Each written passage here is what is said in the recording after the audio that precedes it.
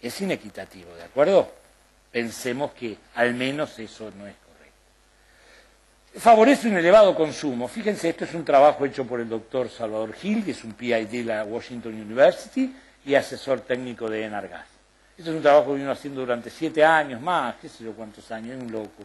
Es decir, 14 años y sigue haciéndolo. Es un estudio por persona. Fíjense que al principio, cuando las temperaturas ambientes, la relación entre el consumo y la temperatura ambiente, si yo tengo acá del orden de los 25 grados, este es el umbral, gasto un poco menos de 2 metros cúbicos de gas por día, por persona. A medida que aumenta la temperatura, empiezo a encender equipos de calefacción y aumenta esta curva, hasta que se satura y se orientaliza cuando, es decir, está todas las estufas a full, ¿de acuerdo? Bien, esto pasa en el centro del país. ¿Qué pasa en el sur? Donde existen, donde el gas es muy subsidiado. ¿Estamos de acuerdo? Por ejemplo, Bariloche. ¿Qué es lo que pasa? Uno podría suponer que una persona que vive en el sur está más acostumbrada a las bajas temperaturas y no necesita tanta energía como nosotros, pero sin embargo lo que pasa es esto. Consumen exactamente el doble a igualdad de temperatura, el doble. Porque nadie se le ocurre aislar una casa en Bariloche. Yo tengo varios amigos arquitectos y he ido a vivir en la casa de ellos. Nadie pone alguna cosita como un gesto, pero no tiene nada que ver, no es compatible con las necesidades energéticas que tienen. ¿Sí? Entonces, esto es perverso.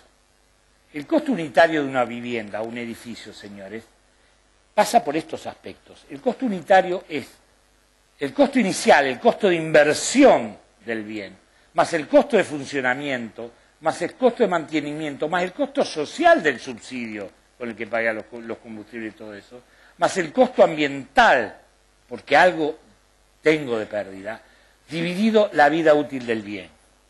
Yo he vivido en España, en Italia, en casas de 500, 400 años. ¿Cuánto se amortizó esa casa? Ahora nosotros hacemos un edificio a los 30, 40 años, no sirve más. Entonces, si esto es muy grande, esto es pequeño. Si esto es muy grande, pero cae el costo de funcionamiento y más, el costo unitario es más bajo. Es tan elemental como eso. Es una ecuación muy simple. Señores, en rigor, la aislación térmica de la envolvente no es un gasto, es una inversión. Invertir en mejores aislamientos térmicos de los edificios, tanto en sus cerramientos vidriados como en sus cerramientos opacos, es una verdadera inversión. Esto es lo que debemos entender. Y por otro lado, porque la condición esa que dije es insostenible.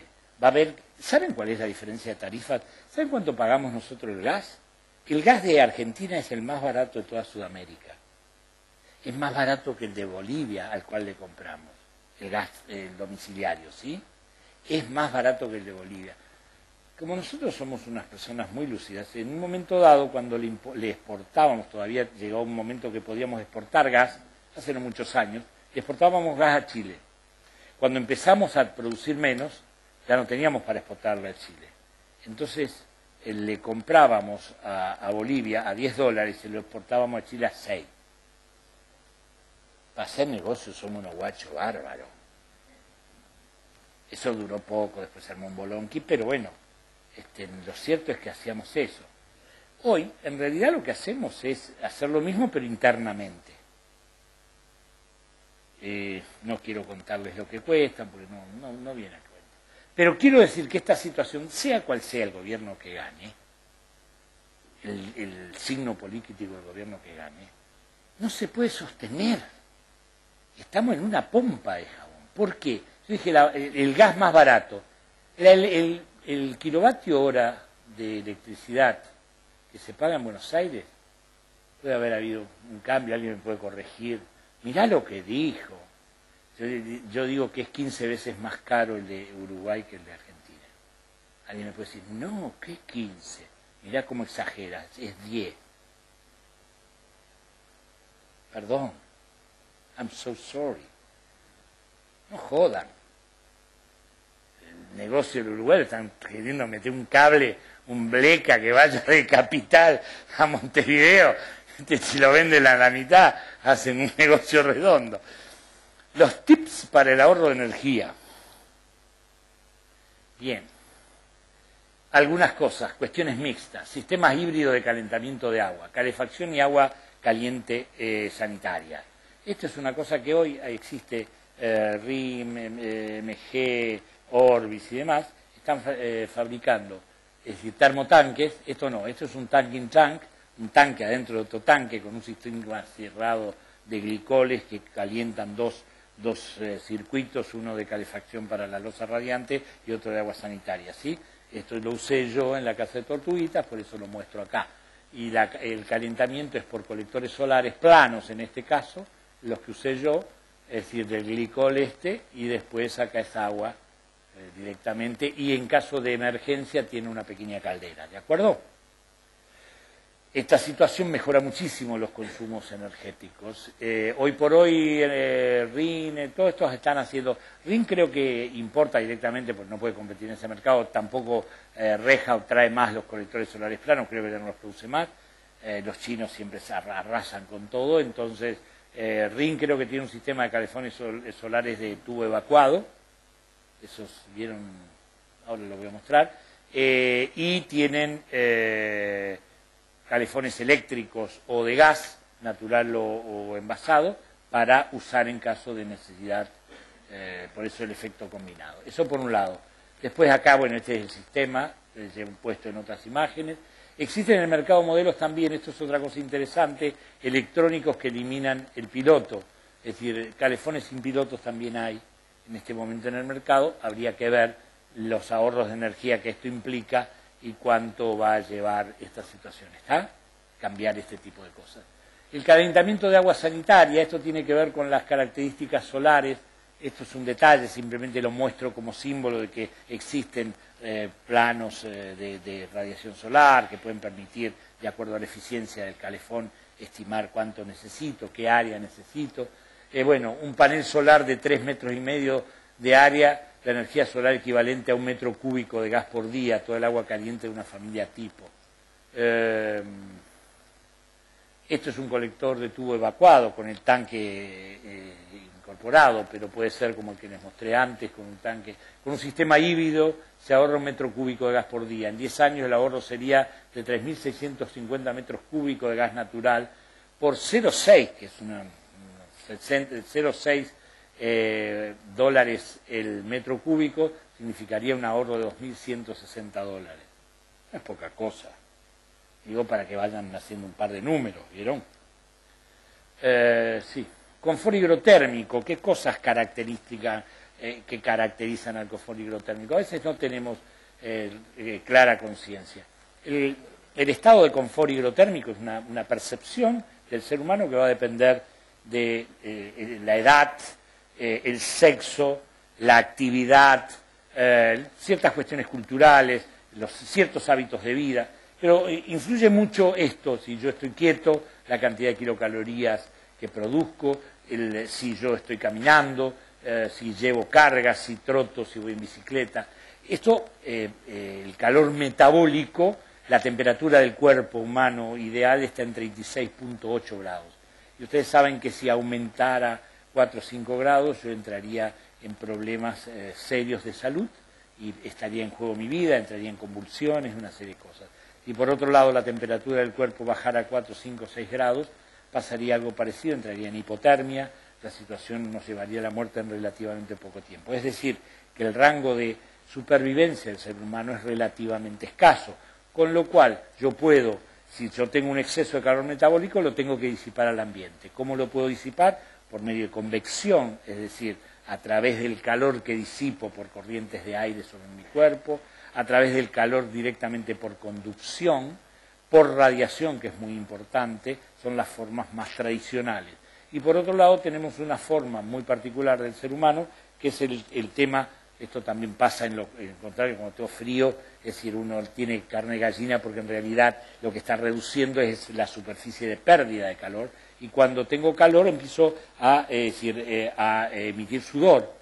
¿Qué pasa con el sudor? Es agua. Si el aire es seco, el agua se evapora rápidamente al ambiente. Al producirse un proceso de evaporación, se produce un calor, es decir, un calor latente de cambio de estado que se extrae del cuerpo. ¿Estamos de acuerdo?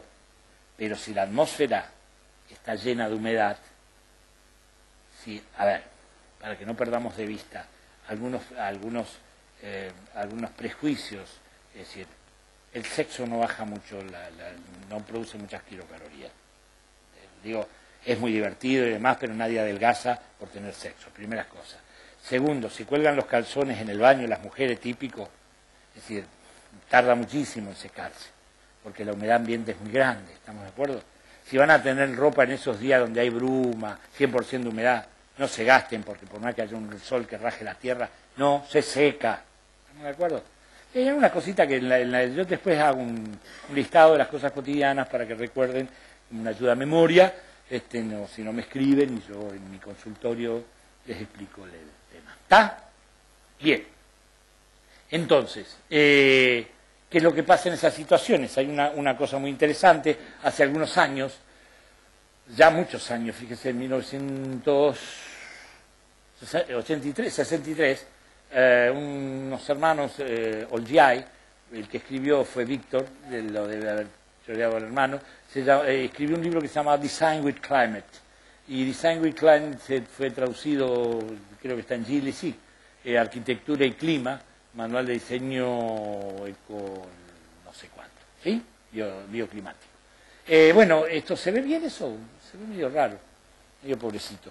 Esto significaba que el ser humano tiene una zona de confort ideal que está en la parte central, ¿sí?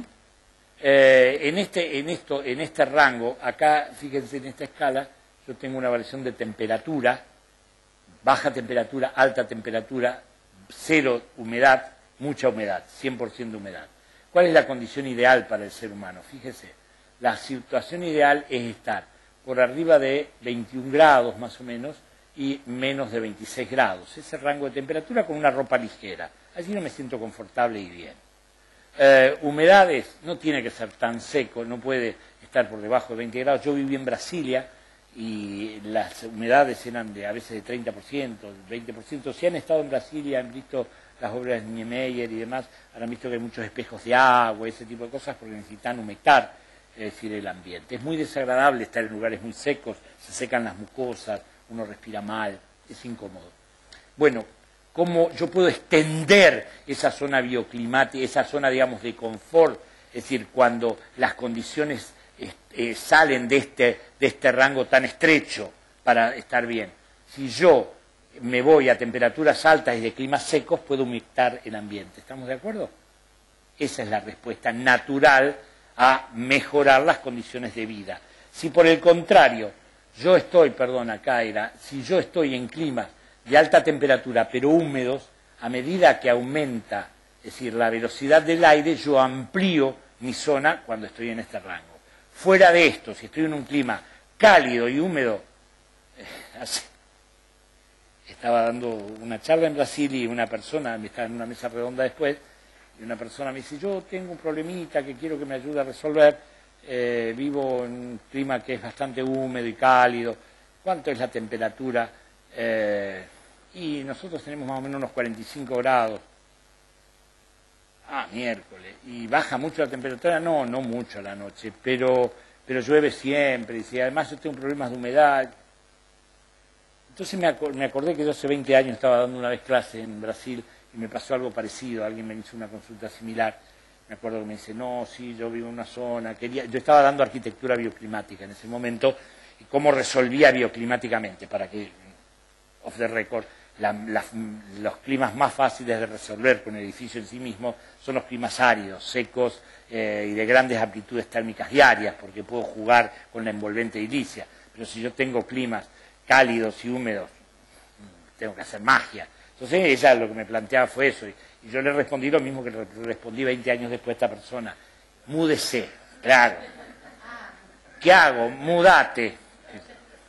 O tener plata suficiente como para tener un equipo que te deshumecte, te fríe, y no salga nunca de tu casa.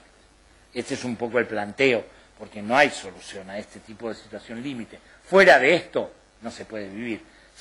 Estos son son unidades de vestimenta. Lo que ustedes han hecho lo que han hecho es aumentar esto en estos días. Se han puesto cada vez más clothes arriba. Más clothes o más CLO, es decir, que significa aumentar su resistencia a las pérdidas térmicas, ¿de acuerdo?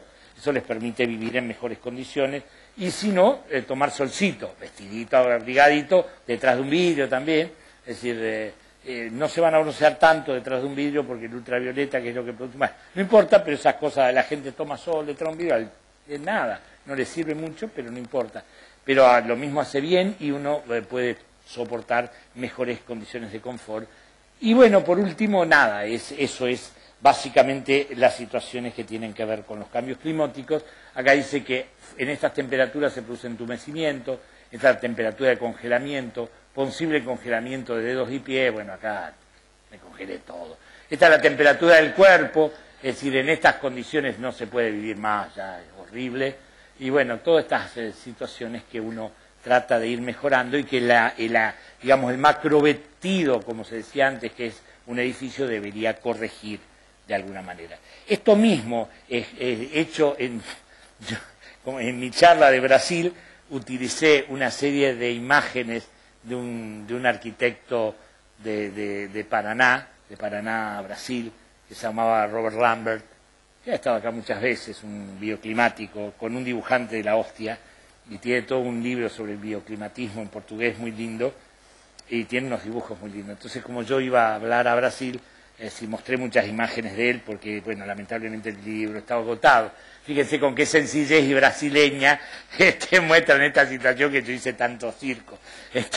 Si yo vivo, además de brasileño, está leyendo tirado en una poltrona o en una hamaca paraguaya, pero bueno, es una red.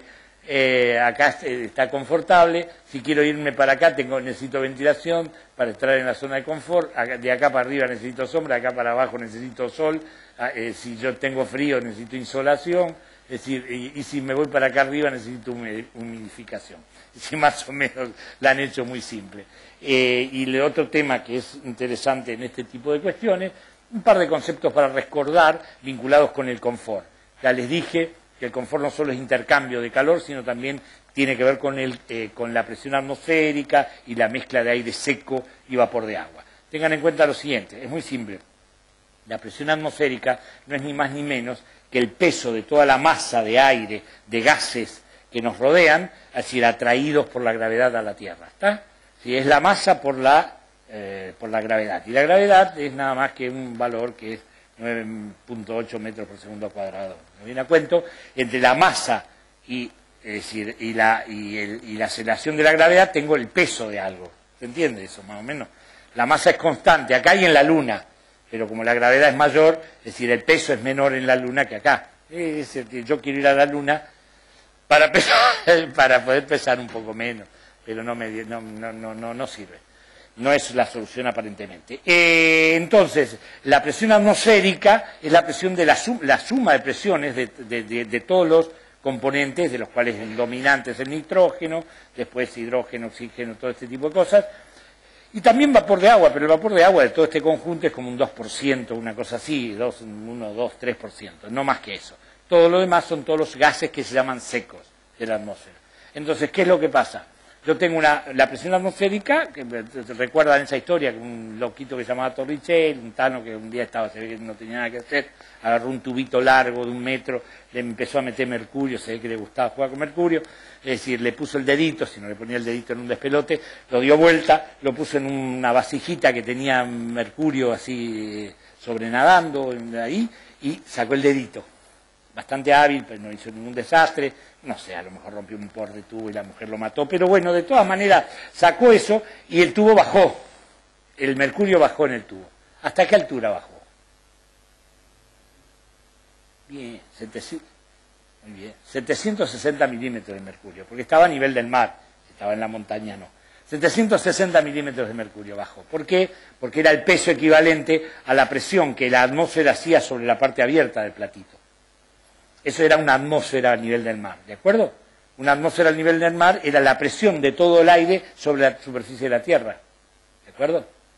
700 milímetros de mercurio, 10 metros de columna de agua, lo necesitan para calcular los tanques, entonces, y para que no se les rompan las cañerías, ¿ah?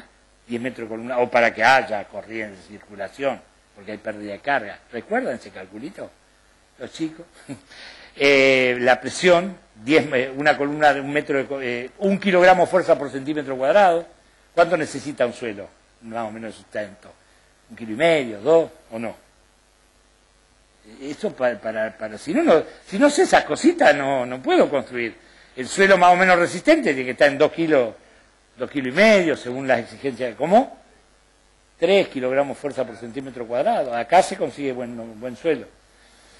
Bien, 1 kilogramo fuerza es lo mismo que una atmósfera, que 10 metros de columna de agua, que 700 o que 1113 hectopascales, dicen porque les gusta el número entero a los que hablan del clima, y en realidad, según las normas IRAM, 101.3 kilopascales. ¿De acuerdo? 101.3 kilopascales es una atmósfera. ¿Qué pasa cuando yo subo una montaña? Esto es a nivel del mar. ¿Qué pasa cuando uno sube una montaña? ¿Qué pasa? Hay menos presión. Muy bien. ¿A qué temperatura hierve el agua cuando voy a hacer unos fideos, por ejemplo, acá en la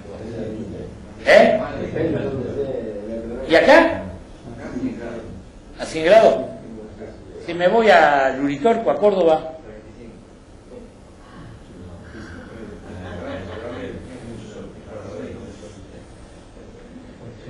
No, un poco exagerado, pero es verdad. Es decir, ¿a qué temperatura hierve el agua a 3.000, 4.000 metros? ¿Igual, mayor o menor? Menor temperatura. Y si tengo que cocinar unos fideos en un camping a 3.000, 4.000 metros de altura, ¿qué hago? ¿Qué pasaría? ¿Qué recursos tienen las mujeres? A ver. ¿Cómo? El delivery en la montaña. La latita de atún, muy bien. Son soluciones inteligentes. La olla a presión. Es cómoda, en la mochila no debe faltar en ningún campamentista una buena olla a presión. ¿Cuál es la particularidad de la olla a presión?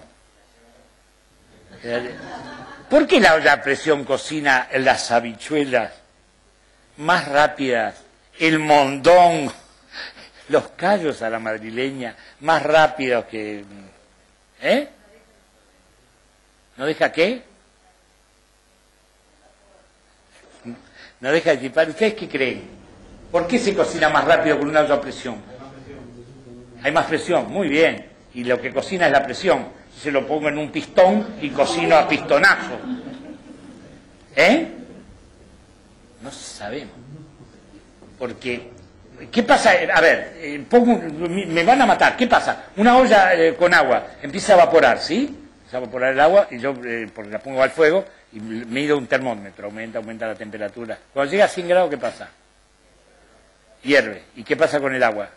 La temperatura se queda ahí. ¿Aumenta? Se queda constante ahí hasta que termina de evaporar toda el agua, ¿sí? Bien. Ahora, ¿qué pasa? Si yo no dejo que se evapore, le pongo una tapa fuerte, ¿qué pasa? Aumenta el calor del agua sin que pueda evaporarse más, porque no puede ir a ningún lado, no se puede expandir. Hasta que después revienta todo y rompo la casa, un desastre. Por eso existe una válvula con un peso que va alargando el exceso, pero la presión que se genera, el vapor de agua sobre el agua, hace que yo tenga agua sobrecalentada en una olla a presión. Agua a 120, 140, 130 grados centígrados, con lo cual las fibras de las cosas se ablandan más rápidamente y cocino mucho más rápidamente. ¿Está claro? Es decir, aire muy frío lo tengo muy comprimido, cuando lo tengo muy caliente lo tengo, es decir, ocupa un gran volumen. Al ocupar un volumen importante puede contener mayor cantidad de agua en estado de vapor. ¿Estamos de acuerdo? A cada presión de vapor, a cada presión atmosférica le corresponde un porcentaje, una cantidad de vapor de agua máxima, que es presión de vapor de saturación. Si yo tengo una presión de vapor interior menor a la presión de vapor de saturación y divido este valor por este valor y lo multiplico por 100 con la humedad relativa, ¿estamos de acuerdo? Cuando la humedad relativa, yo voy agregando aire en el ambiente, vapor en el ambiente a una temperatura constante, aumenta la humedad relativa hasta que llega a 100% de humedad relativa, condensa en una suerte de bruma. Es lo que pasa cuando mi hija se entra al baño, ¿estamos de acuerdo? Porque se tiene que ver con el novio. Entonces se llena toda una especie de bruma el baño y todos los alrededores. Lo contrario ocurre cuando con César nos vayamos a tomar Antares una cerveza hoy, es decir, que sacamos la cerveza y va a empezar a chorrear rica humedad así. ¿Por qué? Porque la cerveza va a estar a una temperatura más baja, el cristal va a estar a una temperatura más baja, entonces lo que pasó es que ahí bajó la temperatura y al bajar la temperatura aumenta la humedad relativa hasta que llega a temperatura de rocío para esa presión de vapor. ¿Está claro? Ese fenómeno, ¿por qué es trascendente en la construcción? Ahora lo vamos a ver rápidamente. A cada temperatura le corresponde una presión de vapor, de saturación. La humedad relativa es la relación en presión de vapor interior y de saturación. Bueno, ahí lo ven claramente y esto se expresa muchas veces, lo han visto ustedes seguramente, en lo que se llama un diagrama ciclométrico, en forma esquemática es eso, seguramente lo tienen, están en las normas IRAN que corresponden. Quiero hacerles notar que por otro lado, es decir, no quiero amargarles la noche, pero ustedes están en la provincia de Buenos Aires. La provincia de Buenos Aires tiene la ley 13059, que hace que se exija el cumplimiento de las normas IRAN de riesgo de condensación y de K mínimos admisibles, de K máximos admisibles en la envolvente de los edificios y tantas otras cosas más. Esa ley está en vigencia desde 2003. Esa ley fue, por otro lado, reglamentada en 2010, en julio de 2010. Esa ley está plenamente vigente. Esa ley, aunque ustedes miren para otro lado, es decir, les está generando responsabilidades civiles en términos legales, que no pueden eliminar fácilmente, ni ustedes ni sus clientes. Esto significa que algún día, así como los abogados descubrieron a los médicos y tuvieron que sacarse todos seguros de mala praxis, no quieran saber lo que les costaría a un arquitecto conseguirse un seguro de mala praxis. Cuestan fortunas. No hay aseguradoras que quieran asegurar a un arquitecto. Porque, y con el nuevo cambio del Código Civil, qué lindo, somos responsables de todo, de lo que suceda, lo que hagan nuestros hijos, de lo que hicieron nuestros ancestros, todo. No, es fantástico. Pónganse un poco al día, porque si no se van a tener que buscar algún abogado. Pone una verdulería. Muy bien. Bueno, fíjense, esto es muy simple. Acá hay las dos variables básicas, que son la presión de vapor y la temperatura. Y estas curvas son humedades relativas hasta el 100% de humedad relativa, ¿de acuerdo? Esto que está acá, simplemente fíjense, acá tengo una temperatura de termómetro de 45 grados, una presión de vapor de 1 kilopascal, y esto significa que si yo mantengo la misma temperatura, acá tengo 3 kilopascales y la humedad aumentó del 10% al 30%. ¿Sí? Esto varía así y todas estas cosas le deberían permitir a ustedes saber cuándo esto está funcionando, si hay condensación, si no hay condensación, usando esto, que está en la norma IRAN, que está dentro de la ley que ustedes tienen que cumplir. ¿De acuerdo? No los veo con una actitud demasiado comprometida con el tema. No, no importa. El costo de la no aislación o del insuficiente aislamiento térmico. En sus edificios, estimados contertulios, qué palabra nueva, no debe haber condensaciones superficiales ni intersticiales. Para lo cual, fíjense, este edificio que tiene acá una termografía, significa los lugares cálidos que está caliente, el exterior está caliente. Si el exterior está caliente, significa que estoy perdiendo calor a lo pavote. ¿De acuerdo? Porque acá afuera hace frío, por eso está todo así.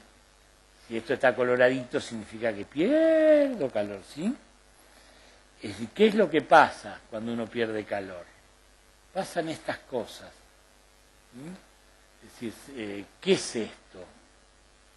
¿Qué son estas cosas? ¿No lo han visto nunca en una obra de ustedes? ¿No lo ha llamado nunca un cliente? Por las obras públicas se ve mucho, ¿no? En el cielo raso de los baños, ¿no han visto un poquito? A veces se viene un poquito. Bueno, nada. Si a ustedes no les interesa, no importa. Estos mohos se llaman aspergillus. Son malos, malos. Estas son las esporas microscópicas de los aspergillus. Se reproducen asexuadas, son más aburridas. ¿De dónde crecen los mohos? Es decir, los mohos están llenos de esporas, están en el medio ambiente cotidiano, por los lagos. Pero ¿qué pasa? No se reproducen si no hay humedad suficiente. se alimentan de todas las cosas que hay en el aire, que no la vemos, pero si miran por un microscopio un poquito de aire, les va a dar un asquito, porque hay piel humana, ácaros microscópicos, pelito de todos los bichitos y de no sé, una cosita bastante asquerosita. No haga ácaras, porque es verdad. Ahora, ¿cómo evito que haya humedad en un ambiente? Básicamente, tengo que pensar en esto. Las causas son la cantidad de vapor de agua que se halla en el ambiente. ¿Qué hacemos? Nos cerramos todo, bien cerradito, los chifletes y demás, y después nos olvidamos la pava que habíamos hecho mate, que hierro, así. Para calentar el baño ponemos la ducha antes de ir a bañarnos para que haga mucho vapor, que creemos que así calentamos el ambiente. Es decir, tenemos estufas a veces de fuego abierto que consumen 120 grados, sí, agregan 120 gramos de agua por cada hora, por cada 1000 kilocalorías, entonces una de 3000 kilocalorías agrega 360 gramos de agua por hora, que serían 3,5 litros en 10 horas, por ejemplo, al ambiente. Es decir, un amigo mío que era un experto con el cual estudié en Madrid, patología edilicia, solía decir que él era originario de la ciudad de Córdoba, decía que estimaba que más o menos por familia tipo se consumía el secado de ropa, es decir, una casa producía 24 litros de agua por día, en forma de vapor de agua. ¿Cómo se resuelve esto? Con ventilación. Uno tendría que a la mañana temprano abrir las ventanas, ventilar 10 minutos, pero así, con el frío de hoy, de sensación térmica de menos 5.3, abrir las ventanas, se abrigan, se ponen un trapito en el cogotito, una mañanita, un sombrerito, así, tampoco así, todos despechugados, como diría mi abuela, no. Abren bien, tranquilo, bien abrigadito, no pasa nada. Cierran los 10 minutos, a la media hora la temperatura es la misma que estaba antes casi. ¿Estamos de acuerdo? Porque el calor acumulado en los muebles, las cosas demás. Y se nivelan las tensiones de vapor, el vapor de humedad, y si el aire está frío, va a cargar menos humedad, mejor. La temperatura superficial interior de los cerramientos, si la superficie es tan fría, pasa lo del vaso de cerveza que esperamos obtener esta noche, que no es lo mejor que puede pasar en una casa, ni en un placar que da al sur, donde guardaron la ropa de cuero del verano pasado, y la sacan toda verde moho. ¿O no? El olor a humedad. ¿No sienten olor a humedad a veces en sus casas? No tiene olor la humedad, señores. Lo que ustedes están pegándole el nariguetazo a los mohos. ¿Está? Y no les créanme que no les hace muy rico. Es más, producen micosis y algunos problemas muy serios los aspergillos. Si son asmáticos, olvídense. ¿Ah? Bien. ¿Esto cómo se soluciona? La razón de esto ya lo vimos, tiene que ver con las temperaturas diferenciales que tienen los ángulos. Esto se produce básicamente, es decir, en estas paredes. Yo suelo decir que esta no es una pátina de casa Foa, es decir, no sé